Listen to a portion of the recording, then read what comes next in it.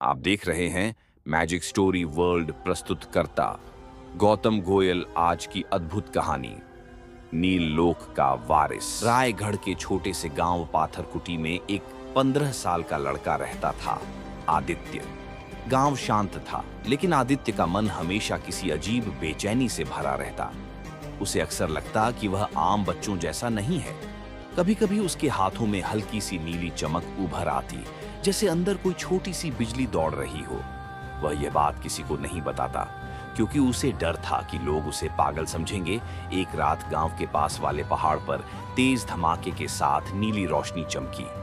पूरा गांव जाग उठा। बुजुर्ग लोग बोल, ये शुभ संकेत नहीं, पहले भी ऐसा 30 साल पहले हुआ था। लेकिन आदित्य को जैसे उस रोशनी ने खुद ही बुलाया हो। उसके दिल में अचानक अजीब सी गर्माहट उठी, हाथ फिर से चमकने लगे। वह डर गया, पर खुद को रोक नहीं सका और घर से चुपचाप निकलकर पहाड़ की ओर चल दिया। रात थी, आकाश बादलों से घिरा हुआ, हवा एकदम ठंडी, रास्ता सुनसान। लेकिन आदित्य को भीतर से एक आवाज महसूस हो रही थी, आओ, तुमको जानना है कि तुम कौन हो। पहाड़ के पास पहुंचकर उसने देखा कि एक बड़ा सा पत्थर फटा हुआ है और बीच में एक नीला क्रिस्टल अजीब रोशनी दे रहा है। जैसे ही आदित्य ने उसे छुआ, क्रिस्टल के अंदर से एक प्राणी निकला, पूरी तरह रोशनी से बना और आंखें तारों जैसी चमकती हुई। वह बोला, डर मत, मैं आरिक हूं, मैं तुम्हें 15 साल से खोज रहा हूं। आदित्य पीछे हट गया। तुम कौन हो और मुझे क्यों ढूंढ रहे हो? आरिक ने कहा, क्योंकि तुम इंसान नहीं हो, या यूं कह लो कि पूरी तरह इंसान नहीं हो। तुम नील लोक की शक्ति लेकर जन्मे हो। तुम्हारे अंदर जो नीली रोशनी है, वही तुम्हें अलग बनाती है। आदित्य को लगा जैसे उसके पैरों तले की जमीन खिसक गई।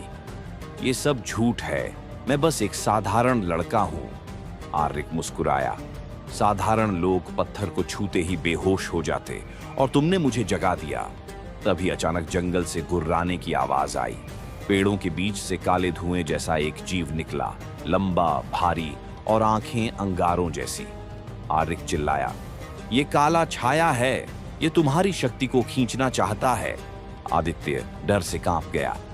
मैं तो खुद को ही नहीं समझ पा रहा, इससे कैसे लड़ूं? आरिक ने कहा, तुम्हें लड़ना नहीं है, बस खुद पर भरोसा करना है। अपने भीतर की रोशनी को पहचानो। छाया तेजी से उन पर झपटी।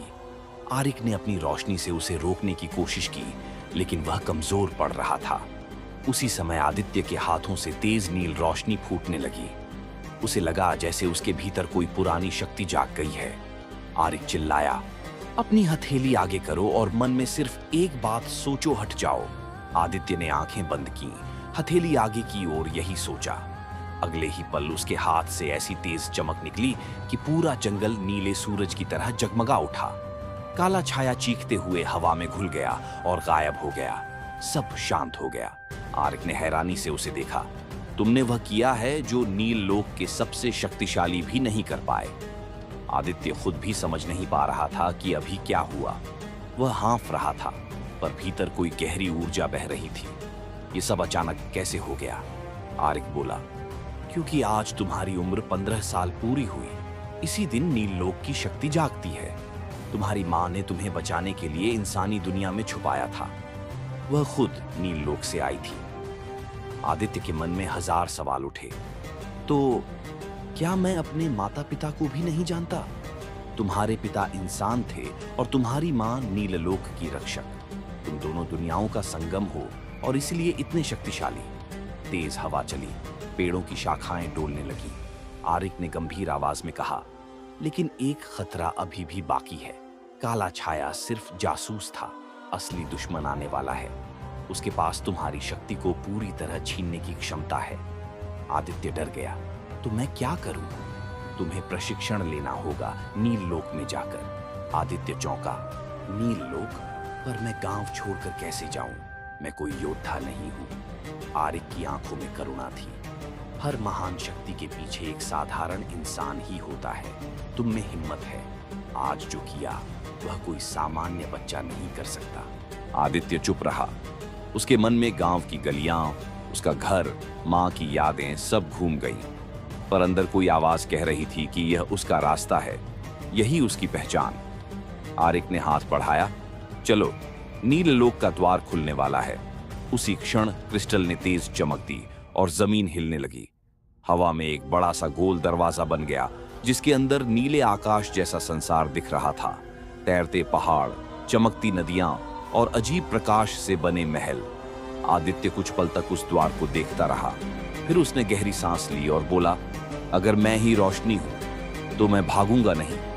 और वह आरिक का हाथ पकड़कर नील लोक में प्रवेश कर गया। लेकिन जैसे ही वे अंदर गए, द्वार के पीछे छाया की लाल आंखें चमक उठी। एक धीमी आवाज सुनाई दी, बहुत जल्द उसकी रोशनी मेरी होगी।